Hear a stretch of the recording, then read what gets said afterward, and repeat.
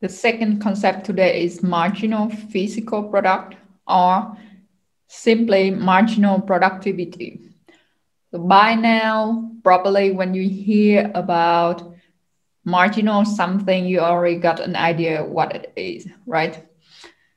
So here, just simply the additional output, production output that the firm can get by employing one more unit of that input. So marginal productivity or marginal physical product is tied to specific input while holding other input constant. So for example, if you have a strawberry farm, normally every year you have 5 strawberry pickers, and every day these pickers harvest 50 kilos of strawberry. And then suddenly this season you have an extra workers, and because of that the amount harvested increased to 60 kilos. So this extra 10 kilos of strawberries is the marginal productivity of this 6th worker. If everything else remained as before, the same area plant, the same fertilizer application, the same seed, everything the same, just one extra worker. Now, how to calculate it then? You got it right. So just take the derivative of Q, quantity or productivity, with respect to input. So it tells you how quantity produced change when capital or labor change. And here we will often denote FK for marginal productivity of capital, and FL, like the subscript, as marginal productivity of labor. Easy. Remember last time we talked about utility. At one point we talked about it, right? So how much more utility or how much more pleasure we will get from consuming one good depends on how much we consuming it already. Of course, if you already having too much water, then I'll give you an extra liter of water. Probably you wouldn't get much from it, right?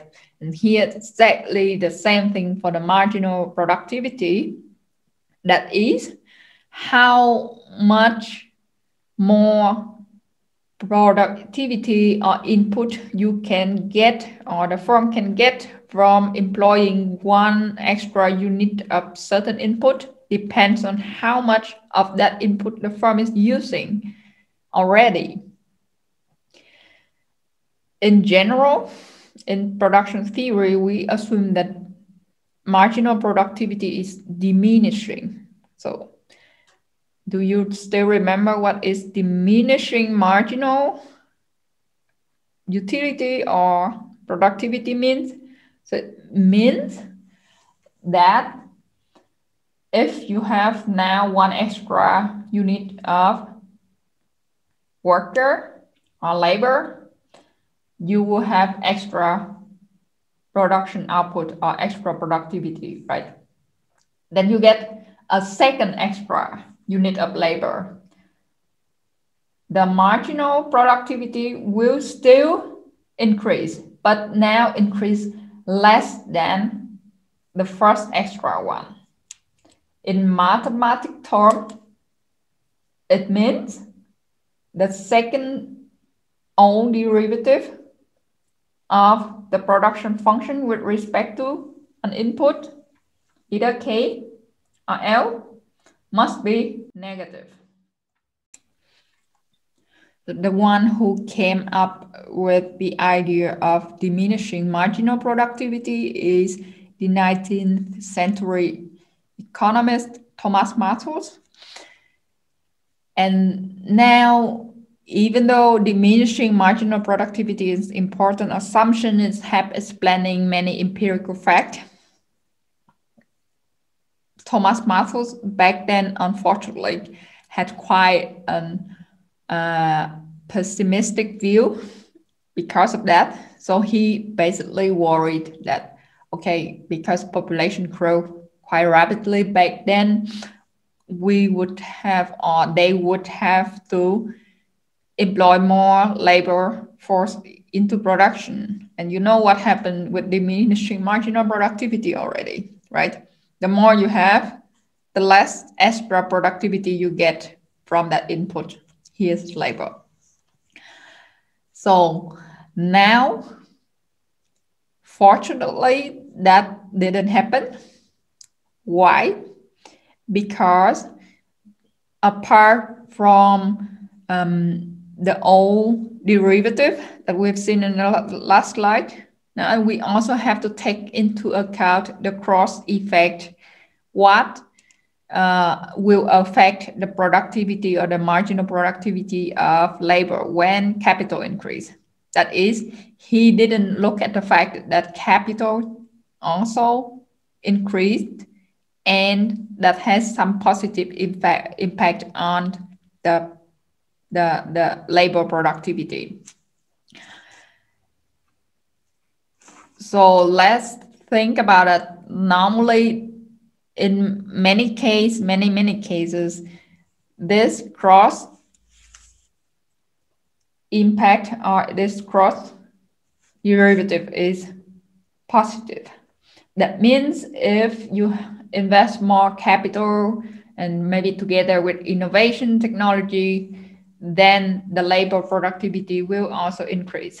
So now in the most recent years, there's a discussion where robotic and autonomous production and so will bring us, especially in agriculture production, right? We still need people and so and so. So hopefully someday with what you learn from microeconomics, it's your turn to come up with an empirical conclusion if that's the case or not. Let's have an example for marginal productivity of our Douglas production function, which is Q equal 10 times K to the power of 0.4 n times L to the power of 0.6. So I just said the exponents do not necessarily sum up to 1, but in this particular case, they are. So we first derive the marginal productivity of L, of labor, which is 10, stay the same, K to the power of 0.4 now treated as constant, so they also stay the same, but we write it, let's have some space before it. So you rewrite it there now. Now L to the power of 0.6 as before, exponent goes first. 0.6, right? Times L 0.6 minus 1, which is minus 0.4 left, right? Okay. So the next thing is the marginal productivity of capital K. Similar.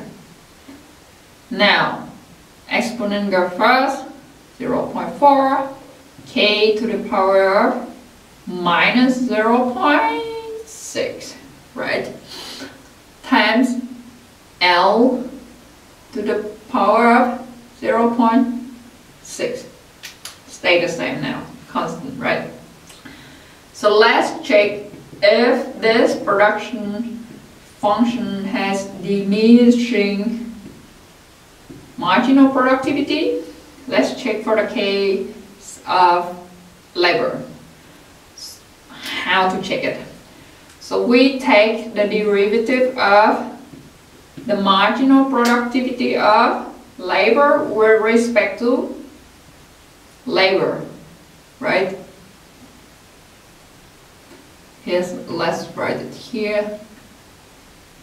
Q, derivative of Q with respect to L, right? And here is the derivative of Q with respect to K. Now, so diminishing marginal productivity, let's see how marginal productivity changes when L changes. Which is now here. So you have 10 times 0.6 is 6. So write it there first, right? And K to the power of 0.4 stay the same. Now the derivative of L to the power of minus 0.4. So minus 0.4 goes first. I didn't have a big space for it. Okay. And then what's left? There on the exponent of L now. So minus 0.4 minus 1 at the end minus minus 1.4, right? Which is actually the second partial derivative of Q with respect to L, right? Now look at this. So you have minus 0.4 times 6 is a negative, right? And as long as using some input over there, this one is positive. This is positive. So at the end, two positive numbers times one negative number. So that will be negative, right? Check the next thing for the marginal productivity of capital. Similar with respect to K, right? Then we have this one. So you have 4. Now I will write it a bit further to the left, sorry, to the right. 4, right? So K to the power of minus 0.6. So minus 0.6 goes first times K to the power of minus 1.6 times L to the power of 0.6, right? Again, this is negative because the first number is negative. K to the power of something is positive, similar for L, as long as they're positive, right? Doesn't matter if they have negative exponent. If they positive, at the end, the result will be positive. So we see that because of this result, you have the second partial derivative of Q with respect to each input always smaller than 0 as long as the input is positive. We have diminishing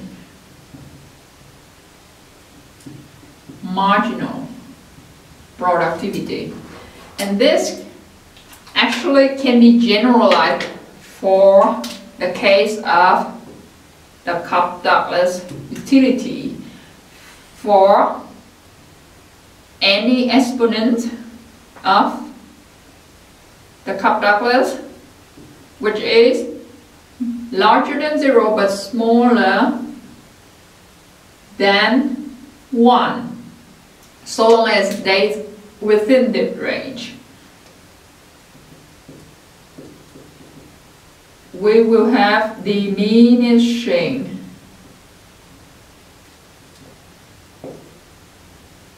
marginal productivity,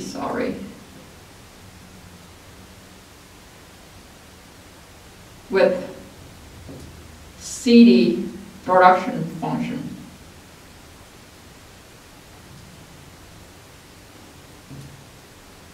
This is a general result. So you can check also on your own by changing the exponent to something else within this range and see if it's still diminishing. If it's not, then you get trouble, I guess. Even though marginal productivity plays a very important role in our discussion, a concept which is also useful to get familiar with is average physical product. Especially when talking about labor productivity is very often measured by average or partial productivity. So this is simply because average productivity is easy to measure. So you take the total output, divide by total labor input, then you get the average productivity of labor. And so in the strawberry farm example before, we could at the end take 60 kilos of strawberry, divide by 6 workers, right? Then the average productivity is 10 kilo per worker. Quite intuitive. However, remember that the average productivity of labor, of course, will also depend on the amount of capital employed, right? So it will make a big difference if you use, for example, tractor in a farm or just no tractor at all, everything by labor works. That will make a big difference on the productivity at the end, the output per worker. All right, now we have an example about productivities with a cubic production function to see how the productivity, the average productivity, and the marginal productivity move at the same time, right? So this is, like I said, a cubic production function. For now, let's fix K equal to 10 and focus only on labor productivity. So imagine in the short run, capital is fixed and it's not easy to change. We could think about that situation. So when K equal to 10, the production function will become 600 times K squared 10 squared, 100. That would be 60,000. Elsewhere, minus 10 to the power of 3, that is 1,000, right? L to the power of 3. So this is what we're looking at the moment. Now first let's calculate the marginal productivity. We have MPL, marginal productivity of labor, which is by definition the derivative of Q with respect to L, right? Focus on here, L, 60,000 times 2, so that will be 120,000 L, right? Minus 3 goes first, times 1,000, so 3,000 L to the power of 2, right? This is the marginal productivity. And then we can also already calculate the average productivity of labor, which by definition again, Q divided by L, right? So that would be 60,000 L minus 1,000 L squared, right? Okay. Even though I have said earlier that, it's not always the case that keep increasing productivity or production output will be good.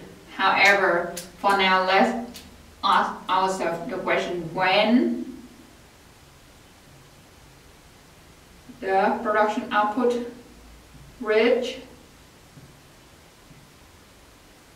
reaches maximum. When first order condition of maximization, remember? So here we have like function of only one variable because case fixed already. So the first order condition is the derivative of Q with respect to L, which we calculated here already, which is the marginal productivity of L, right?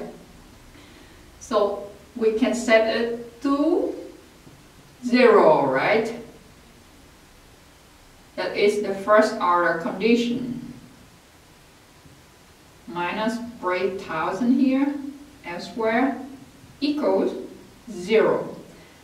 And if you solve it, but here, let's write it like this. L, let's check a curve bracket, no need to have a square bracket, times 120,000, right, minus 3,000 L, because you factor one L out, equals 0. From here you have two possible solutions. In order for MPL to be 0, either L equals 0 or 120,000 minus 3,000 L equals 0. We learned that at some point in earlier education. I learned it at high school. I guess you too, right? So, and if you solve for this, that would be L equal 40. Now think about it. We can rule out already this option because once L 0, everything here is 0. So you produce nothing, and it can happen in reality, but that's not the case that we want to consider here. We want to produce something. All right. So we take this solution, and so at L equal 40, the productivity or the output reach maximum. So what is that maximum level? Let's take it. Q star equals, you plug this L into this function, right? 60,000, sorry, times 40 square minus 1,000 times 40 to the power of 3, which is 32 million. Let's denote it here. So this is the maximized output quantity. Now let's turn our attention to the marginal productivity. We have said that earlier that, okay, we assume marginal productivity diminish. So at one point when you increase it will not increase further but decrease. But the question is what point, which point? So think about it. So intuitively it will start decreasing once it gets to its maximum, right? So we could also ask ourselves another question. When MPL reach maximum?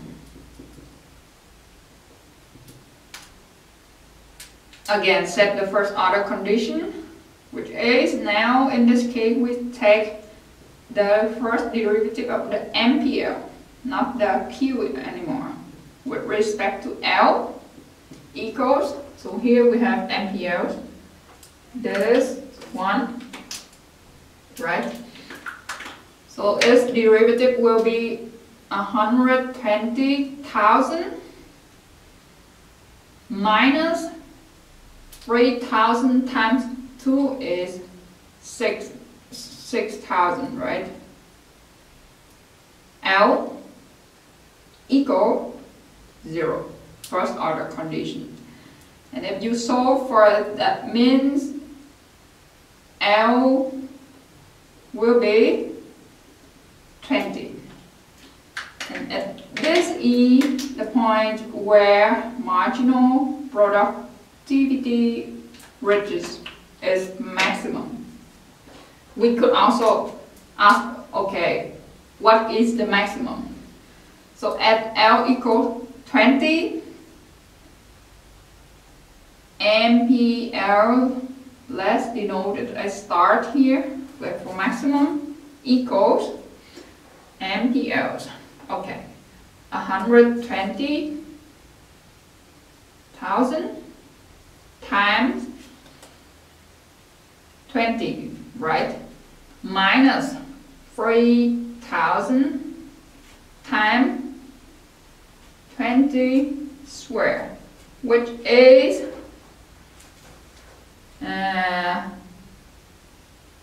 120,000.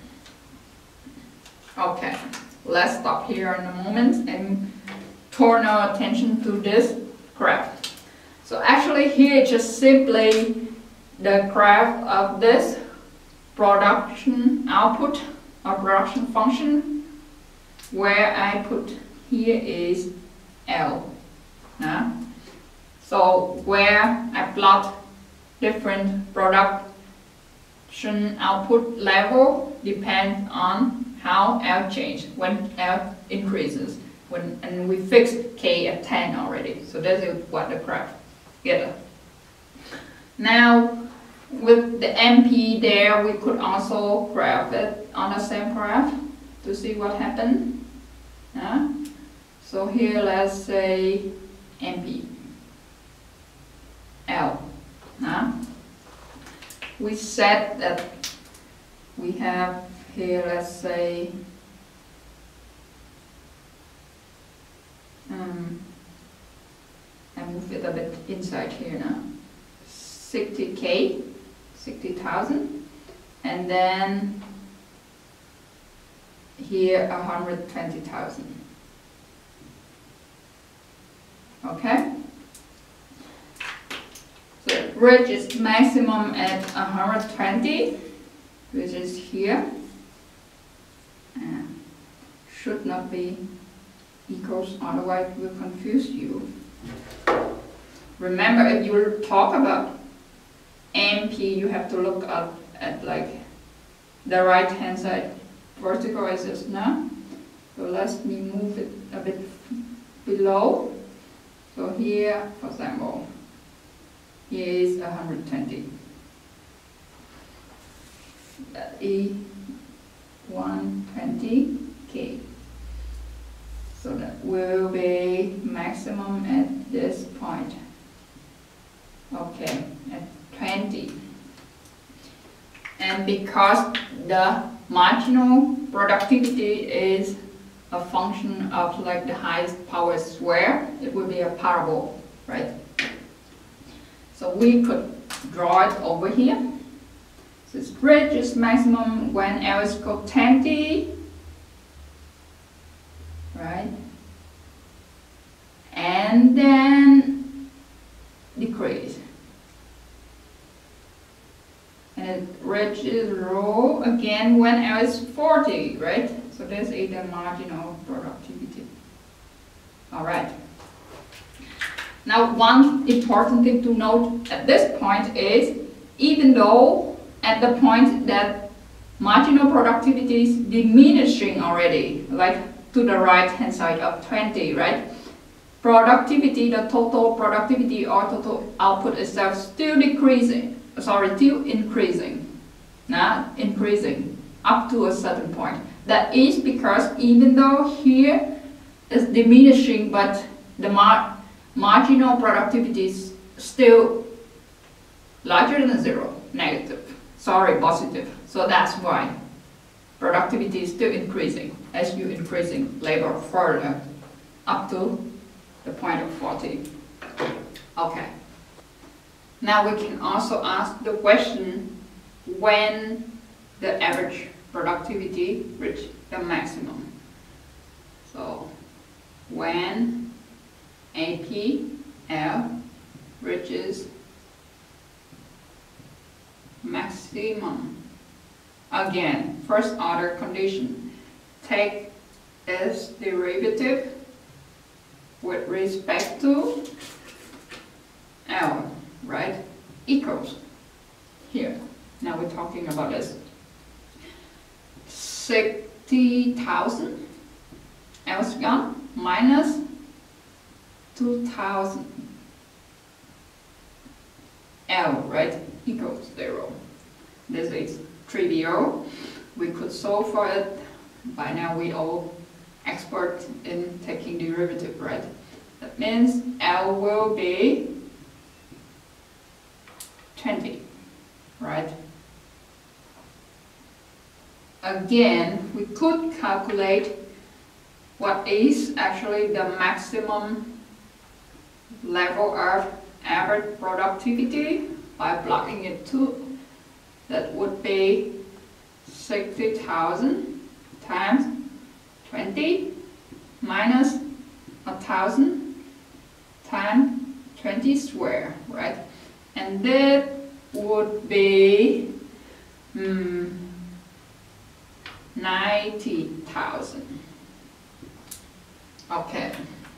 So if you make a plot here, because here's 120, we could have it here is the maximum.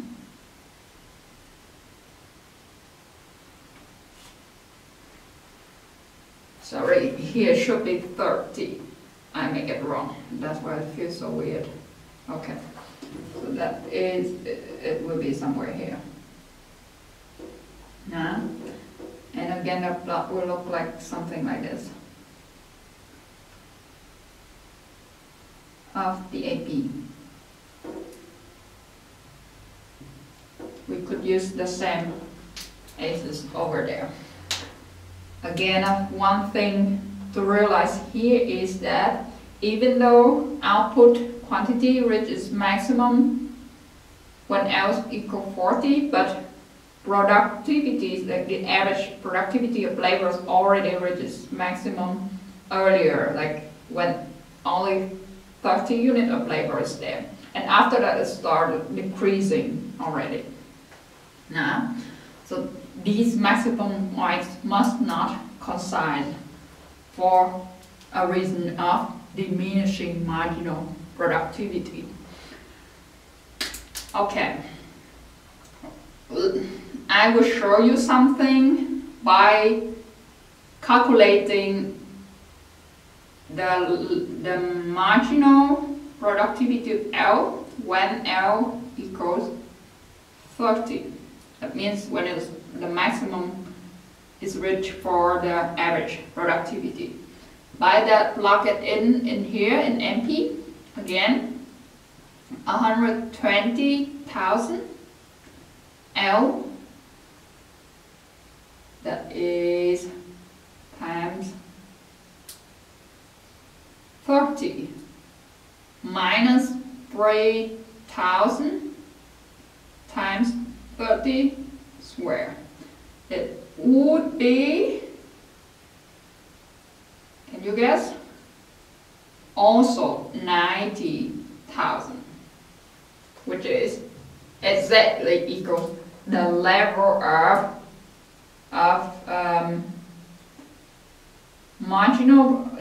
average productivity. So this point, actually they cross each other at this point. And that is not just a specific case. It is the result in general. When average productivity is maximum, it will be equal to the marginal productivity at that point. I show you. Okay, Now I show you why AP at this maximum equal MP is a general result. We could see that again from the first order condition of maximizing average productivity. So we have the first order condition is with respect to S derivative with respect to L equals 0, right? But now instead of AP, let's write it like block the definition of AP, average productivity, which is Q divided by L, right? With respect to L equals 0. Now, think about this part. It is actually a quotient where in which L is involved in both the numerator and the denominator, right? So we have quotient rules of derivative. Let's do it. So that would be the derivative of the numerator, which is Q, with respect to brackets should go first, with respect to L, times the denominator L minus the derivative of the denominator L, derivative itself is 1, right? Times the numerator Q. Everything divided by L squared is simply the quotient rule equals 0. That means, think about this part, like this part inside the bracket is actually this guy, right? By the definition. So we could rewrite it in a way that MPL times L over L squared minus Q over L squared equal 0, right? And then rearrange it, put Q over L squared to the other side of the equation. We get MPL. Here can already simplify one L. At the end there will be, oh, I almost make a mistake. There will be one L left in the denominator. Equals Q over L squared. So what is Q over L squared? Think about that. It's Q over L, which is Q over L, then over L again. Everything over L, right? And this is the APL, the average productivity. So that means you can rewrite it that way: MPL over L equal APL over L. Because both sides has L in the denominator, you could simplify it, and at the end we get the result MPL equal APL. But only when APL is maximized, right? Only is this point, not always. That's also something convenient to remember.